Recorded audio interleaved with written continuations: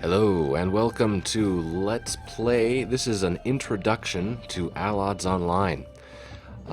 This game has a bit of a special place in my heart. It's one of the only MMORPGs that I've really been able to stick with up until endgame content.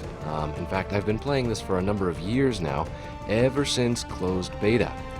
So I'm going to show you why I like it and what's so cool about it over a series of videos. First off, though, you may have heard of Allods Online before. It's gotten a little bit of a negative reputation in the free-to-play community, mainly because of a pay-to-win basis. Now, that is partially true and partially untrue. There's two different servers that you can play on right now for Allods Online. One is a subscription-based server, and the other is the free-to-play server. The subscription-based server has no cash shop whatsoever, and so you won't have to worry about any kind of free-to-play hijinks or pay-to-win hijinks or anything of that nature. There's no cash shop at all. The free-to-play server does, of course, have a cash shop. It is supported by that. And yes, unfortunately, it would be pay-to-win.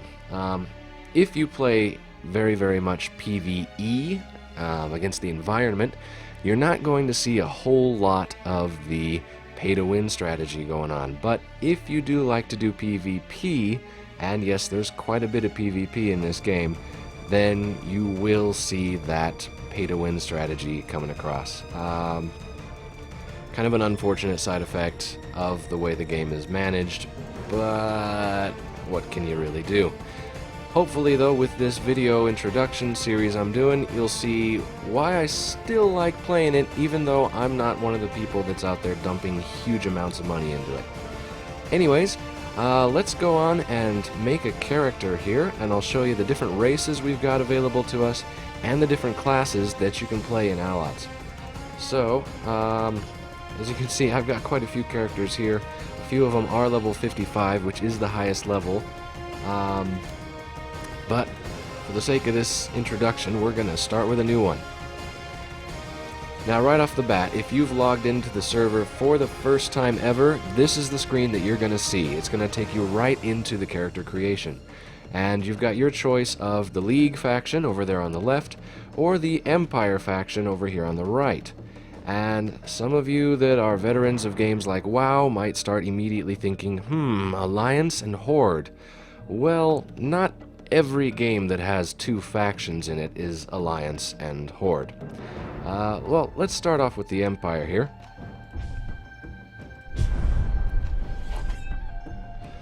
Each faction's got three different races you can play. For starters, on the Empire side, we've got the Zataganians here. I think I'm pronouncing that right. Starts with an X, you never really know. Anyway, there's your male and your female, and of course they're fully customizable. Then you've got your Orcs. There is your female, believe it or not, and your male. And last but definitely not least for the Empire, you have your Arisen. These are kind of like undead cyborgs, which is pretty badass if you ask me, but I'll let you make up your own minds about which faction you like and which characters. So, there's your male and your female. And for some reason the females have tails.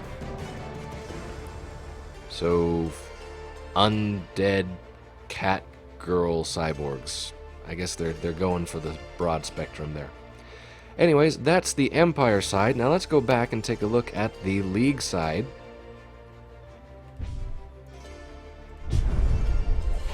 On the League side, again, you've got a humanoid-like race, or human-like race, the Canians. Here is your female and your male Canian. Some of these guys sport some pretty awesome beards. You've got your elves, which for some reason have fairy-like wings, and I have never quite figured that out.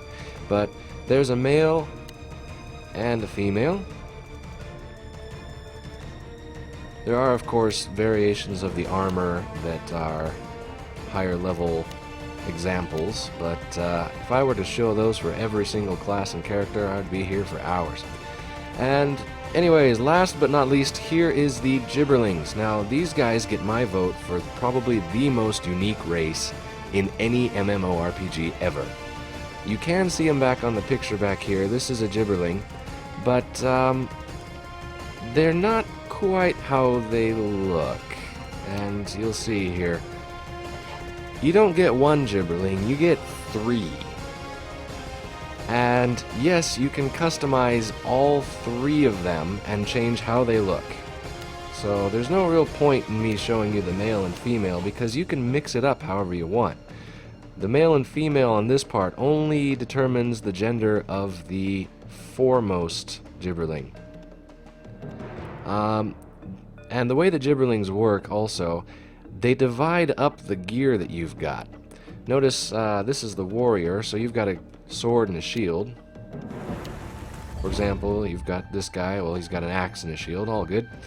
The Gibberlings, one guy's got the sword, the other guy's got the shield, and the guy in the back on the other side here gets to wear the cape. So they divide up all the gear between the 3 of them, and they all operate as one guy, but it's pretty cool to see him in action. Anyways, let's go on and show you the classes here. One really cool thing with Allods Online is that every single class is very different than all of the others. They all have their own very unique feel, their own style of play, and their own gameplay mechanics. And it's all broken up, and it gives the game a lot of replayability. If you get to the end game and decide you want to take a bit of a break with your character, then go ahead, start a new character, try out a different class. It's pretty sweet, and I've done it a number of times now. I'm pretty familiar with just about all of these. It's a blast, really, just to see how all the different classes work a little bit differently.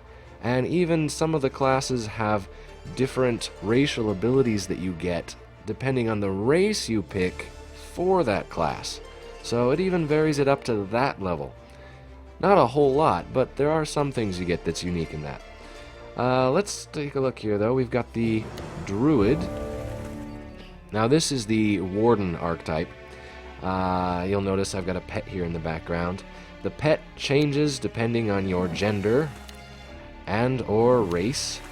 If I'm a Gibberling Animist, which is again the Warden, I get a squirrel pet. And you can customize the look of the pet a little bit. You can't change the type of pet that it is, at least at the start.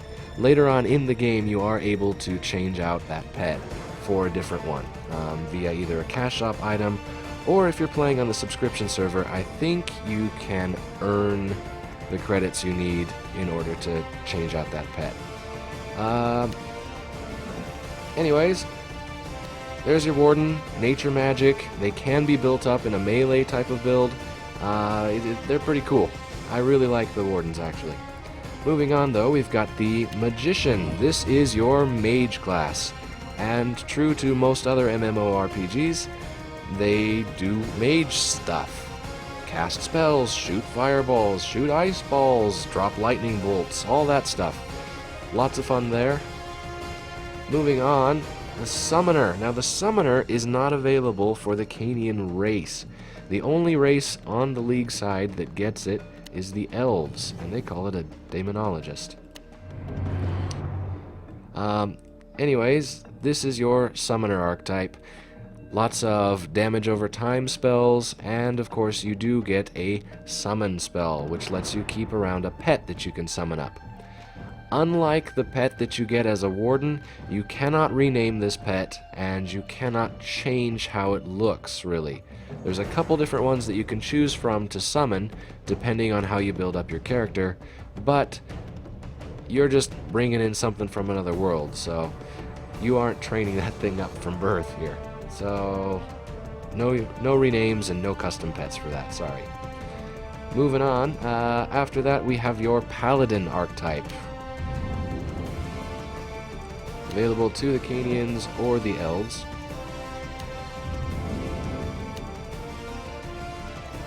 These guys use holy spells or fire spells and mostly do melee damage. They do actually some ranged damage and some healing, but mostly they're an up-front fighter and pretty good tanks on one-on-one fighting.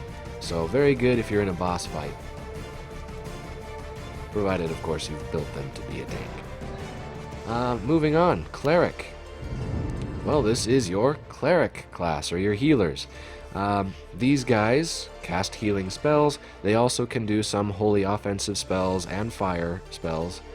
And they even can be built to do melee combat. Yes, they are plate metal wearing class. That's the armor type that they get.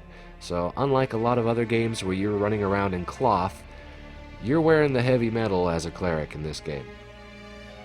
Moving on, the Psionicist. Also known as the Seer if you're the Gibberlings. This is the Psychic class, and it's kind of a mage type. It's pretty unique. It's actually really complicated. I don't have a lot of experience with this class. I didn't really click very well with it. It's very difficult to play, and if you're just starting out in the game, I would highly recommend not playing this class from the start until you're really familiar with the game, because it can be kind of rough to play. If you like magic-based classes, though, this is an interesting one. There's lots of deception, lots of illusions, and dodging, things of that nature to keep guys from hitting you, as well as dealing damage to them. Moving on, we've got the Trickster. This is going to be your Scout or your Archer type class. Does kind of what you'd expect it to do, right? Shoot things. So usually you want to keep your distance with this class, but it can actually be built up to be a melee class if you're careful with it, and they can be pretty effective either way. Moving on, we've got the Brawler. This is your standard warrior class. Personally, this is actually my favorite class. I've found it's a lot of fun to get in there and play with this class. You can just build it up straight DPS, or you can build it up in a tank situation. These guys make better tanks when it comes to fighting off large groups of mobs. Whereas if you wanted to fight one-on-one with a boss, you're probably better suited to be a paladin.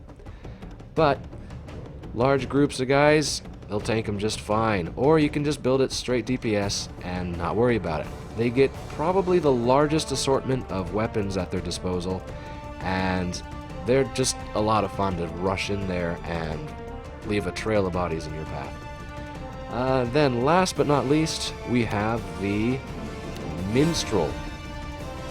This is the Bard archetype. They've got all kinds of support spells. Just about anything that you could get as one of the other races or classes that's a support spell, the Bard can do. And they can deal a pretty significant amount of damage while they're doing it. They also get some minor heals that they can do as well. Not going to be a mainstay healer, but they can at least tip the tide in your favor. So, pretty cool class. And, well, that's what you've got here.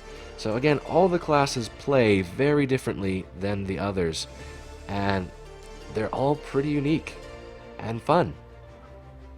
So, let's go ahead and go through the character creation. For this video, I'm going to go ahead and pick a Gibberling. And what the heck, let's go for Animist.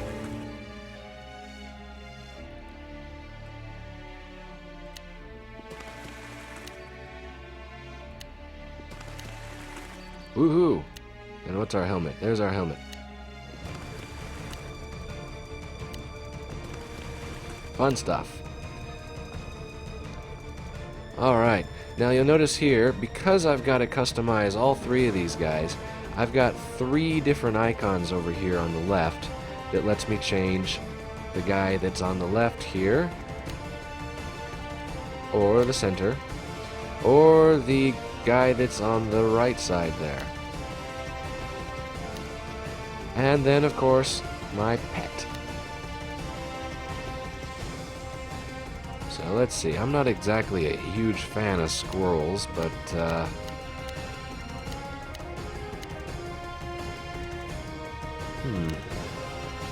kind of like the stripy look there, but pink's not really my thing. Yeah. I like this. It kind of has got a coffee look to him. Actually, that's cool. Let's go with cappuccino. That's good. Now let's customize this guy.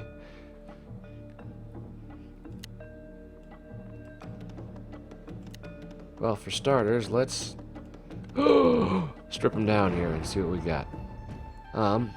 Face on the Gibberlings changes your markings, of course, around your face. It also changes your eyes. Unfortunately, your eye color is locked into your face, so you can't change that individually.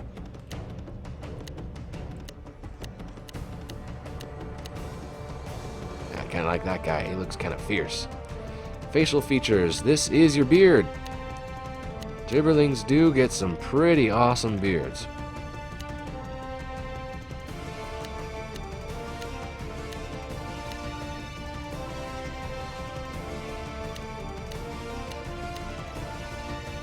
That's just crazy looking. Alright, good enough, we'll go with that. Then up we've got hairstyle. Now, that's pretty self-explanatory. I should also note that if you don't like the way that you've got your characters set up, you can go and change them later on. Again, that's going to be either via some money you spend from the cash shop, or if you're on the subscription server, you can pay, or not pay, sorry, you can earn vouchers or something and change your appearance a little bit, I think.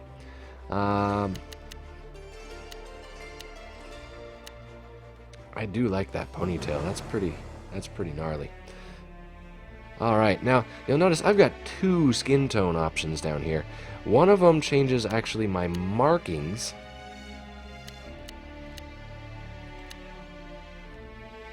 Yeah, we'll go with that. Nah, we'll go with the stripes. That's pretty sweet. And one of them is your actual coloring. I can be blue. We'll go with that. That guy looks pretty peppy. What if I change the beard now?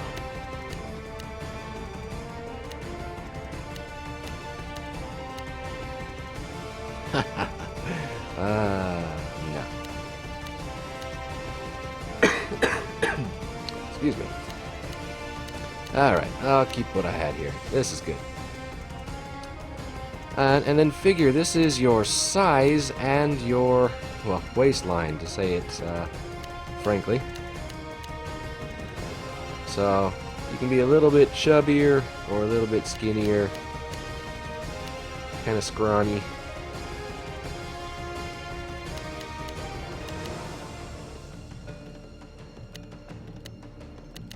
I'm just gonna hit this random, that one.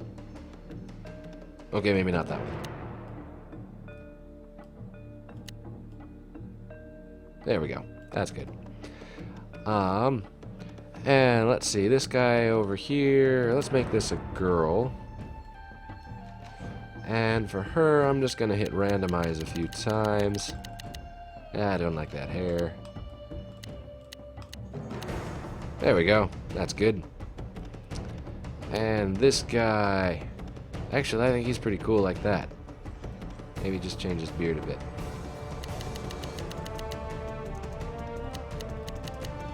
Let's give him that beard. That's I like that. He looks great. Alright, so there is my trio and my pet. And what are we gonna name them? Let's go with Gibbernin. I tried gibberish, but I saw somebody had that name earlier, so I know it's already taken.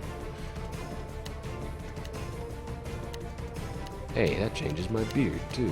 Shh. Alright, now if all is fine and good, we're all set.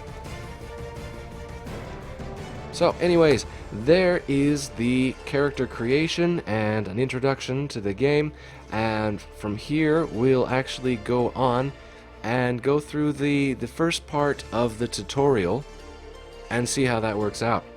So, gonna end this first video right here. Thank you very much for watching, and hope to see you in the next video.